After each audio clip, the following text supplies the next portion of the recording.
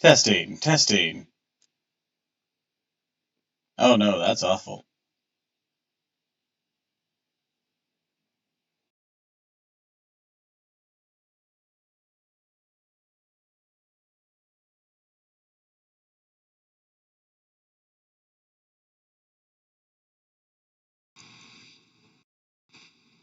Testing, testing. Hmm. 1, 2, 3, testing.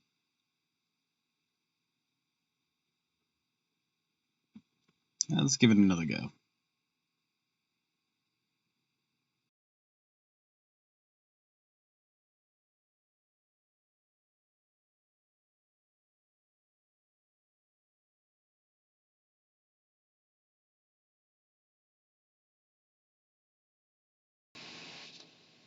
Testing, testing.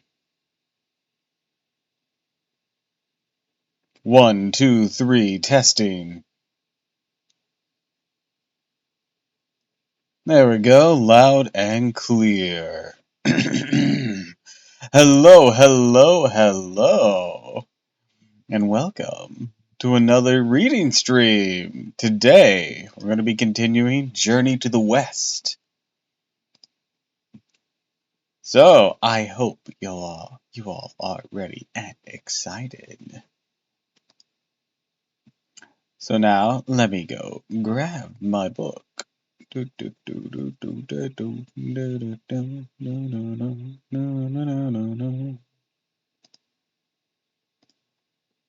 So, last time, that's the wrong button. When we left off on our story, Wukong had been called up to the heavens. But he was made a mere stable boy, no position of power, or authority, or even a respectful rank. This rubbed him the wrong way, of course, and thus he rebelled. And in his rebellion he returned to the surface world, and fought off gods sent to fight him, or to capture him, and punish him. But he beat them with ease, including pulling off fucking unlimited blade works, because, I'm not even kidding, that fucking happened. And he declared that he would not cease his planned campaign to fight his way up to the palace of the heavens until he was granted a title that befitted his stature, that being the great sage equal to heaven. Now to quell the Monkey King, the Jade Emperor has, of course, capitulated, giving him that rank, though empty, with no salary and no duties, but he has given him a mansion up in the heavens. So now, moving on to chapter 5, we'll see what came next.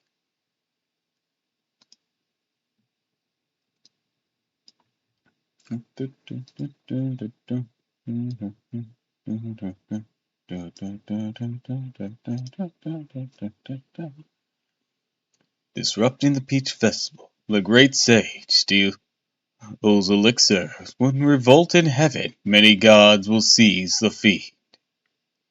By the way, last time my old man and telling a mystical story voice didn't really project as well as I was hoping it was. So I'm gonna try a different voice. Now we must tell you that the great sage, after all, was a monkey monster in truth. He had no knowledge of his title or rank, nor did he care for the size of his salary. He did nothing but place his name on the register. At his official residence, why is that D, weirdly bold? Same with that following age. What's with that? That's so fucking weird.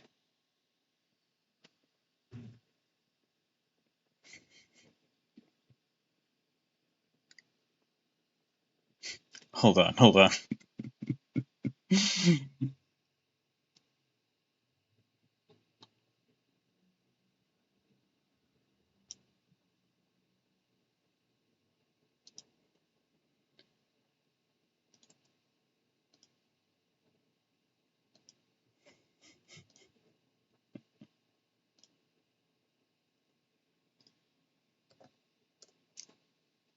this requires.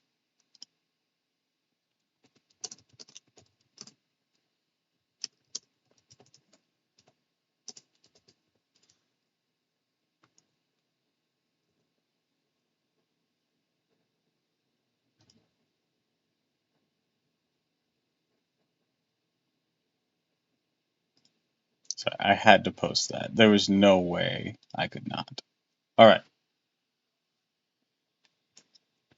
At his official residence, he was cared for both night and day by attending officials of the two departments.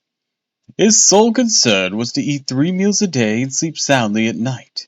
Having neither duties nor worries, he was free and content to tour the mansions and meet friends, to make new acquaintances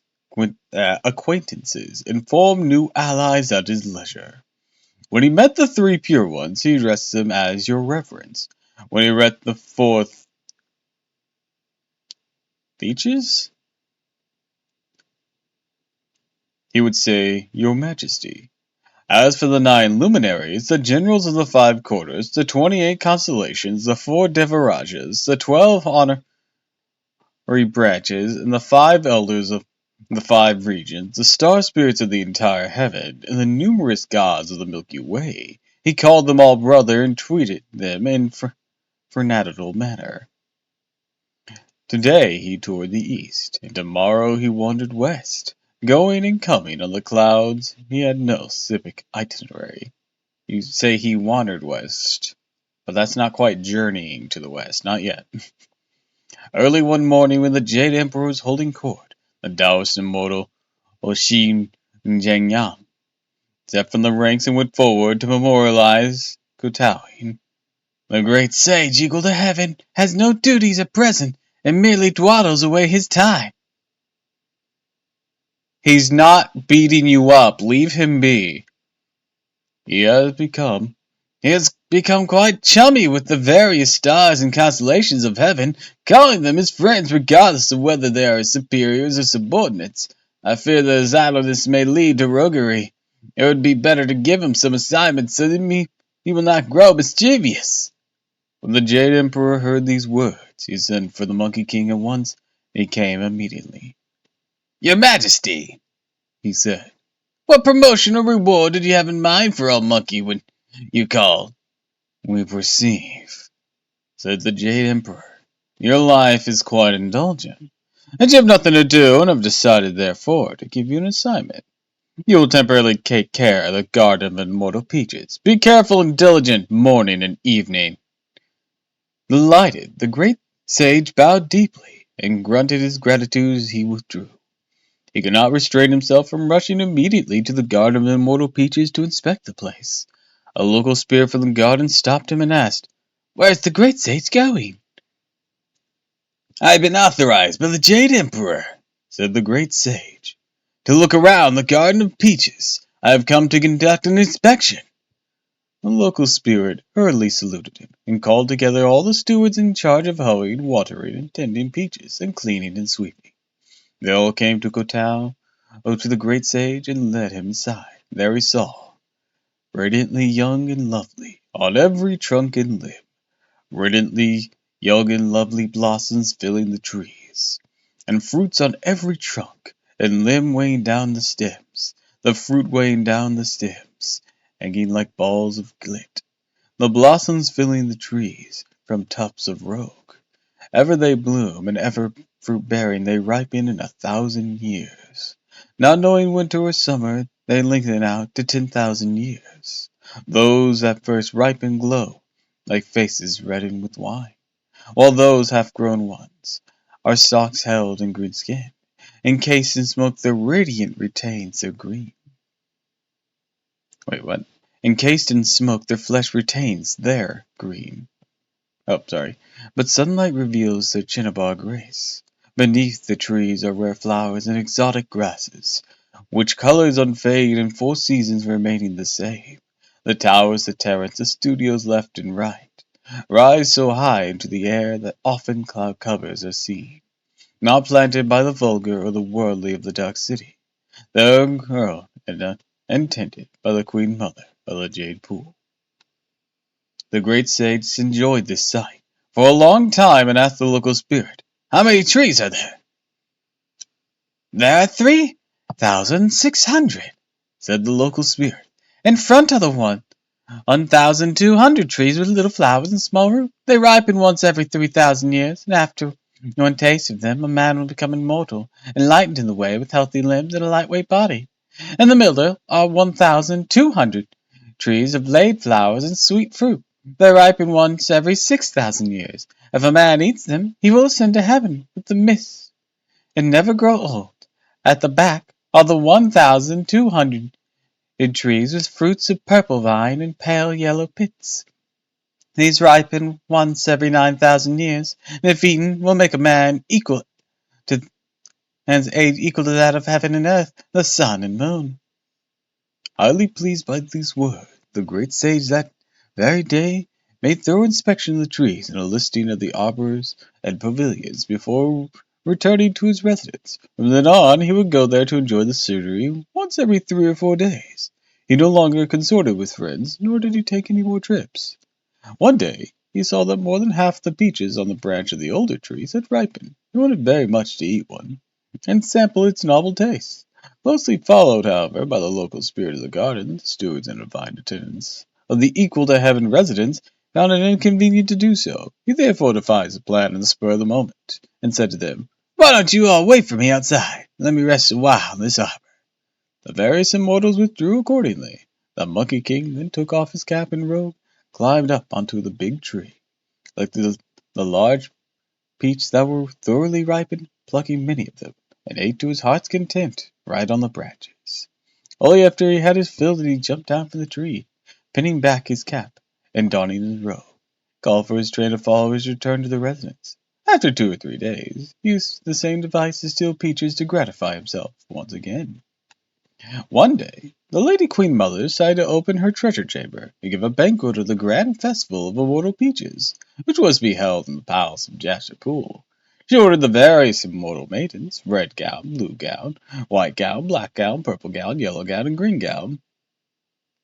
Man, that is some creative names you have for your underlings. Go with flower baskets to the garden of immortal peaches and pick their fruits for the festival. The 7 maidens went to the gate of the garden and found it guarded by the local spirits, the students and ministers in the 2 departments of the equal to heaven residence. The girl approached them saying, "We have been ordered by Queen Mother to pick some peaches for our banquet." "The 5 maidens," said the local spirit, "please wait a moment. This year is not quite the same as last year. The Jade Emperor is put in charge here, the great sage equal to heaven. You must report to him before we're allowed to open the gates." "Where is the great sage?" asked the maidens. "He's in the garden," said the local spirits, "because he is tired of sleeping alone in the arbor." "If that is the case," said the maidens, "let us go and find him, for we cannot be late." The local spirit went to the garden with them. They found their way to the arbor, but saw no one. Only the cap and robe were left in the arbor. There was no person to be seen. The great sage, you see, had played for a while and eaten a number of peaches. He had changed himself to a figure only 2 inches high, and perching on a branch of a large tree, had fallen asleep under the cover of thick leaves. "Since we have come by imperial decree," said the 7 gown immortal maidens, "how can we return empty-handed, even though we cannot locate the great sage?" One of the divine officials said from the side, "Since the divine maidens have come by decree, they should wait no longer. Our great sage has a habit of wandering off sometimes. He must have left the garden to meet friends. Go and pick your peaches now. We shall report the matter for you." The immortal maidens followed his suggestions and went to the grove to pick their peaches. They gathered 2 basketfuls from the tree in front, filled 3 more baskets from the tree in the middle. When went to the trees in the back of the grove, they found the flowers were sparse and the fruit scanty. Only a few peaches with hairy stems and green skins were left, for the fact that the Monkey King had eaten all the ripe ones. Looking this way and that, the immortal maidens found on a branch pointing southward one single peach that was half white and half red. The blue gown maiden pulled the branch down with her hand, and the red gown maiden, after plucking the fruit, let the branch snap up into position. This was the very branch on which the transformed great sage was sleeping. Startled by her, the great sage revealed his true form, whipped out from his ear the golden hoop rod, one wave and its thickness of a rice bowl. "From what region have you come, monsters?" he cried. "Now you have the gall to steal my peaches!" Terrified, the seven immortal maidens knelt down together and pleaded. "Let the great sage calm himself. We are not monsters, but the seven ground immortal maidens sent by Lady Queen Mother to pick the fruits needed for the grand festival of immortal peaches. When the treasure chamber is wide open, we just came here and first saw the local spirits of the garden. We could not find the great sage. Fearing that we might be delayed in fulfilling the command of Queen Mother, we did not wait for the great sage, but proceed to pluck the peaches. We beg you to forgive us."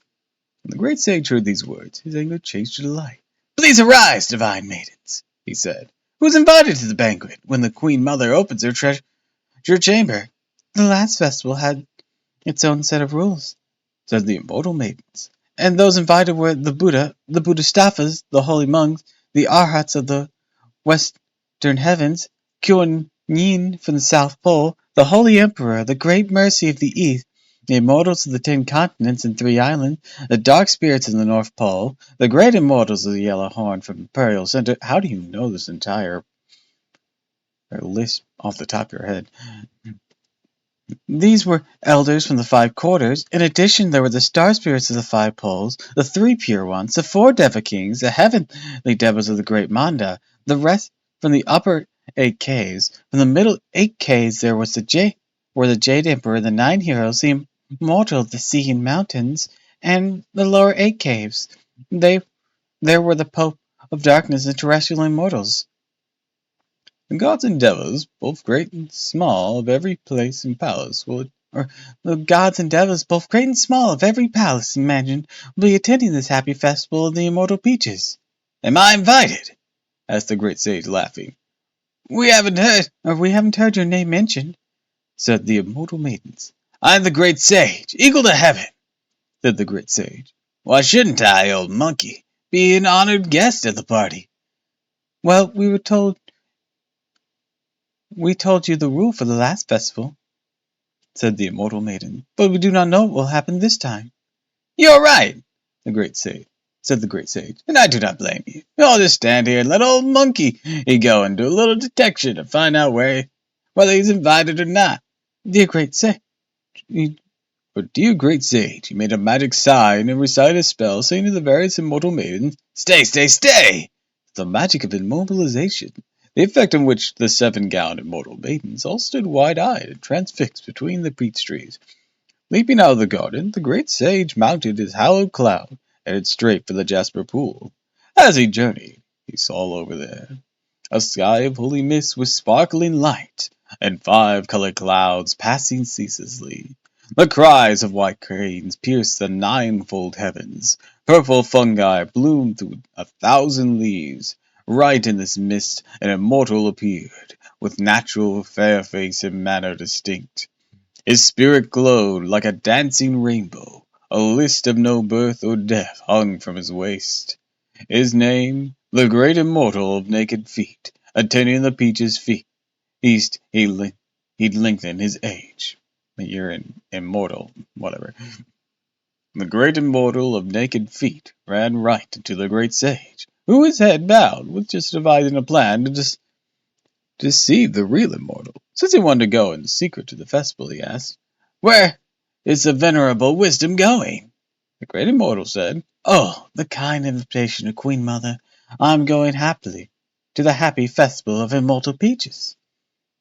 "The venerable wisdom has not yet learned of what I am about to say," said the great sage. "Because of the speed of my cloud somersault, the Jade Emperor sent a monkey out to all 5 their fairs to invite people to go first to the Hall of Perfect Light for a rehearsal of ceremonies for attending the banquet."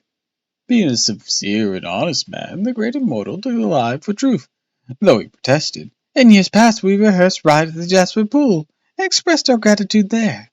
Why do we have to go to the Hall of Perfect Light for rehearsal this time before attending the banquet?" Nonetheless, he had no choice but to change the direction of his hallowed cloud and go straight to the hall. Treading the cloud, the great sage recited a spell. With one shake of his body, changed to the form of the great immortal of naked feet. It did not take him very long before he reached the treasure chamber. He stopped his cloud and walked softly in. There he found swirling waves of ambrosial fragrance, dense layers of holy mist, a jade terrace, and decked with ornaments, a chamber full of life force, ethereal shapes of the phoenix soaring and the Argus rising, and undiluted forms of gold blossoms with stems of jade. Set upon there were the 7 of 9, or the screen of 9 phoenixes in twilight, the beacon mound of the 8 treasures in purple mist, a table inlaid with 5-colored gold, and a green jade pot of 1,000 flowers. On the table were dragon livers and phoenix marrow, bear paws and lips of apes. Most tempting was every one of the 100 delicacies, and most succulent the hue of every kind of fruit and food. Everything was laid out in an orderly fashion, but no deity had yet arrived at the feast. Our great sage could not make an end of the stuff of staring at the screen when he suddenly felt the overpowering aroma of wine. Turning his head, he saw in the long corridor to the right several wine-making divine officials and grain-mashing stewards. They were giving directions to the few towers charged with carrying water and the boys who took care of the fire and washing out the barrels and scrubbing the jugs. They have already finished making the wine, rich and mellow as the juices of jade. The great sage could not prevent the saliva from dripping out the corner of his mouth, wanted to have a taste at once, except that the people were all standing there, and therefore he resorted to magic. Plucking a few hairs, he threw them in his mouth, chewed them a piece before spitting them out, decided to spell and cried, "Change!" They changed into many sleep-inducing insects. They landed on the people's faces. Look at them, how their hands grow weak. Their heads droop and their eyelids sink down. They dropped their activities and all fell sound asleep. The great sage then took some of the red delicacies and joined his dainties and ran into the corridor. Standing beside the jars and leaning on the barrels, he abandoned himself in drink. After feasting for a long time, he became thoroughly drunk, and he turned this over in his mind. Bad, bad! In a little while, when the invited guests arrive, won't they be indignant of me? What will happen to me once I'm caught? I better go home now and sleep it off. Dear great sage, reeling from side to side, he stumbled along slowly on the street of wine. In a moment he lost his way. It was not the equal to heaven's residence he went to, but the Susata Palace. The moment he saw it, he realized his mistake. The Susata Palace is the uppermost of the 33 heavens, he said. The griefless heaven which is home of the most high Laozui. How did I get here? No matter. I always wanted to see this old man, but never found the opportunity. Now that it's on my way, might as well pay him a visit. He straightened out his attire and pushed his way in. But Lao's eye was nowhere to be seen. In fact, there was no traces of anyone.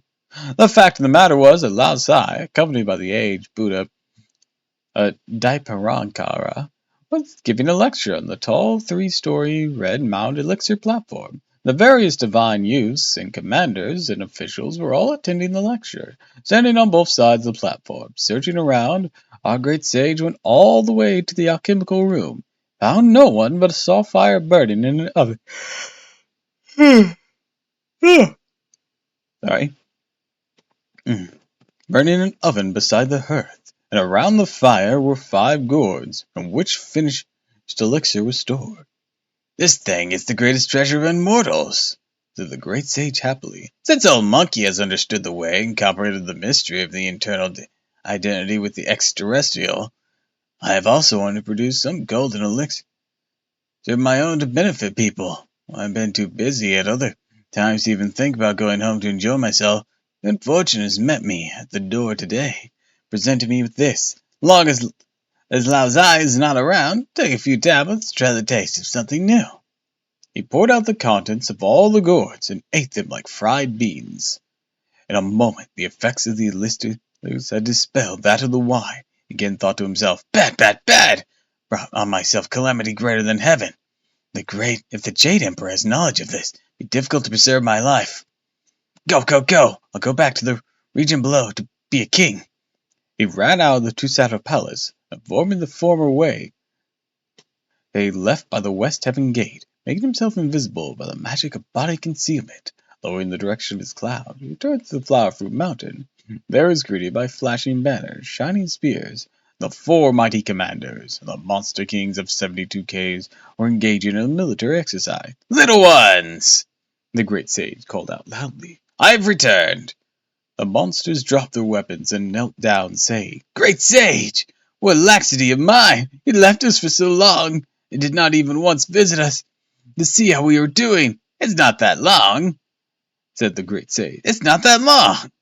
They all walked as they talked, and went deep inside the cave dwelling. After sweeping the place clean and preparing a place for the rest, and after kowtowing and doing homage, the four mighty commanders said, The great sage has been living for over a century in heaven. May we ask what appointment he actually received? I recall that it's been about half a year, said the great sage, laughing. How can you talk of a century? 1 day in heaven, said the commanders, is equal to 1 year on earth.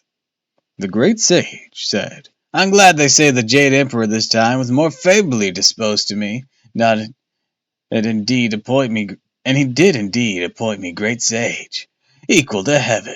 An official residence was built for me, and 2 departments, peace and quiet and serene spirit, were established, with bodyguards and attendants in each department. Later, when I found I carried no responsibility, I was asked to take care of the garden of immortal peaches. Recently, the Lady Queen Mother gave the grand festival of immortal peaches, but did not invite me. Without waiting for her invitation, I went first to the Jasper Tool, secretly consumed the food and wine. Leaving that place, I staggered into the palace of Lozai, finished up all the elixir stored in 5 gourds. Afraid the Jade Emperor would be offended, so I decided to walk out of the Heaven Gate. The various monsters were delighted by these words. They prepared a banquet of fruits and wine to welcome him. A stone bowl was filled with coconut wine and presented. The great sage took a mouthful and explained with a grimace, It's awful, just awful. The great sage, said Beng and Ma, the 2 commanders, has grown accustomed to tasting divine wine and food in heaven. Small wonder that coconut wine now seems hardly delectable. Proverb says, tasty or not, it's water for home. And all you really are.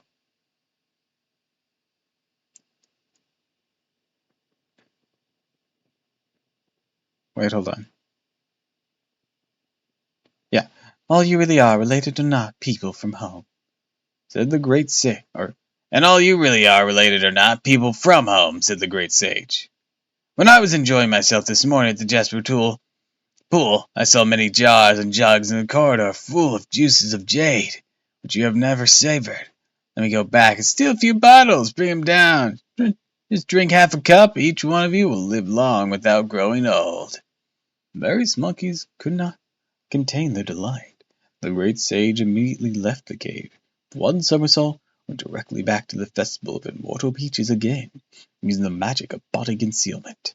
As he entered the door of the palace of Jasper Pool, he saw that the winemakers, the grain masters, the water carriers, and the fire tenders were still asleep and snoring.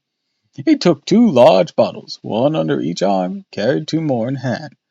Reversing the direction of his cloud, he turned to the monkeys in the cave. They held their own festival of immortal wine, with each one drinking a few cups, which incident we shall relate no further. Now we tell you about the 7-gown immortal maidens, who did not find a release from the great sage's magic immobilization until a day had gone by. Each one of them took her flower basket, reported to the Queen Mother, saying, We were delayed by the great sage equal to heaven, and imprisoned us with his magic. How many baskets of immortal peaches have you gathered? Asked the Queen Mother. Only 2 baskets of small peaches and 3 of medium-sized peaches, said the immortal maiden. For when we got to the back of the grove, there were not even half a large one left. We think the great sage must have eaten them all. As we went looking for him, he unexpectedly made his appearance and threatened us with violence and beating. He also questioned us about who had been invited to the banquet. We gave him a thorough account of the last festival. It was then that he bound us with a spell. We didn't know where he went. It was only a moment ago that we found release and so could come back here. The Queen Mother heard these words. She went immediately to the Jade Emperor, presented him with a full account of what had happened, or what had taken place. Before she finished speaking, the group of winemakers, together with the various divine officials, came to report. Someone unknown to us had vandalized the festival of immortal pages. The juice of jade, the 8 deities, the 100 delicacy, or the juice of jade, the dainties, and the 100 delicacies have all been stolen or eaten up. 4 royal preceptors then came to announce, the Supreme Patriarch of Tao has arrived! The Jade Emperor went up to the Queen Mother to greet him, or with the Queen Mother to greet him. Having paid his respects to them, Lao Zai said, There are in the house of this old Taoist some finished golden elixir of 9 turns, which are reserved for the use of your majesty during the next grand festival of Cinnabar. Strange to say, they have been stolen by some thief, and I specifically need to make this known to your majesty. The report stunned the Jade Emperor. Presenting the officials for the equal to heaven residents came to announce Kotawi, the great sage! His son has not discharged his duties of late. He went out yesterday and still is not yet to return. Moreover, we do not know where he went. These words gave the Jade Emperor added anxiety. Next came the great immortal of naked feet, who prostrated himself and said, Yesterday, in response to Queen Mother's invitation, your subject was on his way to attend the festival, where he met by chance the great sage equal to heaven. The sage said your subject that your majesty had ordered him to send your subject first to the Hall of Perfect Light for a rehearsal of ceremonies before attending the banquet.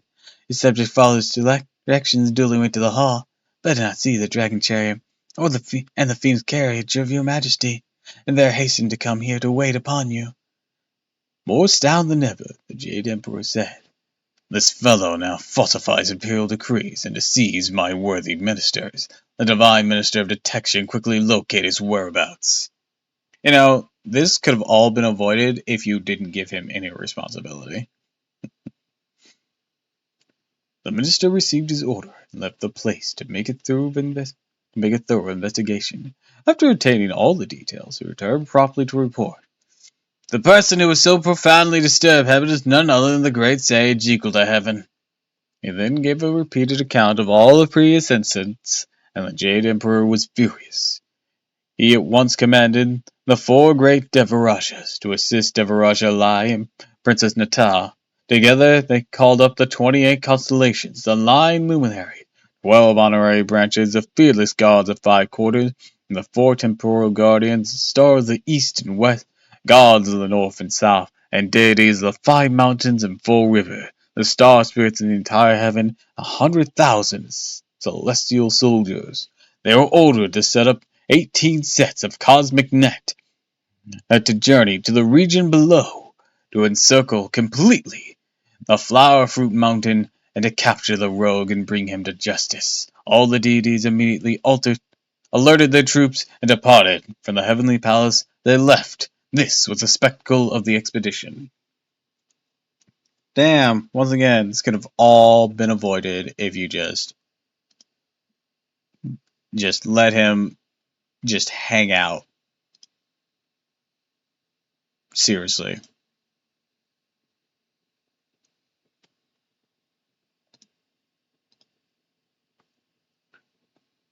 Yellow with the dust, the churning wind concealed the darkening sky. Reddish with clay, the rising fog o'erlaid the dusky world. Because an impish monkey insulted the highest lord, the saints of all heavens descended to this mortal earth. Those 4 great Devarajas, those fearless gods of 5 quarters, those 4 great Deva kings made up the main command. Those fearless gods of the 5 quarters moved countless troops. Li, the pagoda bearer, gave orders from the army's center. The fierce Nata as the captain of the vanguard forces. The star of Rhoda at the forefront made the roll call. The star of Ketu, noble and tall, brought up the rear. Soma, the moon, displayed a spirit most eager. Idiya, the sun, was all shining and radiant. Heroes of special talents were the stars of the 5 phases. The 9 luminaries most relished a good battle. the ordinary branches of Zai, Wu, Mao, and Yao, are all celestial guardians of titanic strength. To the east and west, the 5 plagues and 5 mountains. To the left and right, the 6 gods of destruction and 6 gods of light. Above and below, the dragon gods of 4 rivers. And in Titus formation, the 28 constellations. And Krura, Sava, Vishka, and Amarada were the captains. Rivati, Asvinti, oh my god, so many names I'm gonna butcher here. Apahanamnari and Karikata knew combat well. Urat Ahash Uttura Asahata Abhijita Suravana Savahasha Puruva Prosapalda Ultura Prosopoda. Well, honey, my goodness. Well, honey, Mula Barhani Puruva Astahara. Everyone an able star. Puruvasa Atisaya a Islera Meghol. Puruva Apolguni. Uttura Apalaguni and Hastara. All brandished swords and spears to show their power. Stopping the cloud and lowering the mist, they came to this mortal world, and pitched their tents before the mountain of flower and fruit. The poem says, the heaven-born monkey king, who can change a lot, steals the wine and elixir